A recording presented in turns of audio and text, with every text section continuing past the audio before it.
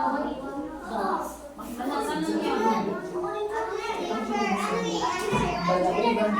yan, kasi hindi nagbabasa ng ano to. Ano yan sa answer? Check at X lang. Sasagot dyan. Basahin ng maayos yung mga pangungusap. Kung tama, lagyan ng check. Pag mali, check, wrong, X.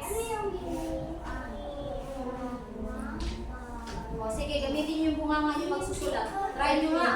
Bunganga yung gagamitin sa magsusulat. Tumahimik kayo para mabilis matapos. Ingay-ingay.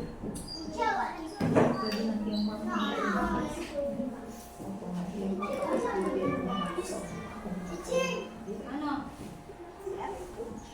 Bakit kayo pumapasok nang wala kayong gamit? Bakit nawawala?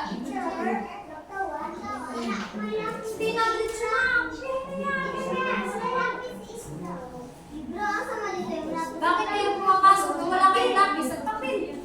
Ano kayo? Hindi ba kayo nag-aaral? Dapat kumpleto kayo sa gamit.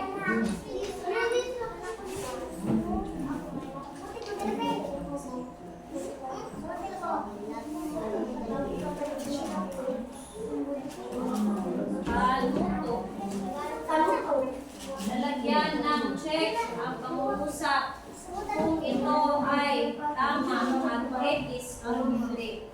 Malinaw na malinaw yan. Pagtapo ng basura sa tamang lalagyan o basurahan. Pagsira ng mga upuan sa bangke na maingay. Pagtulog sa magagandal sa daan.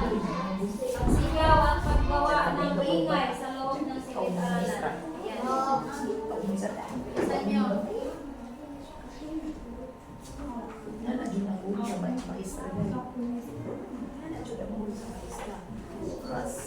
Class hours responsible.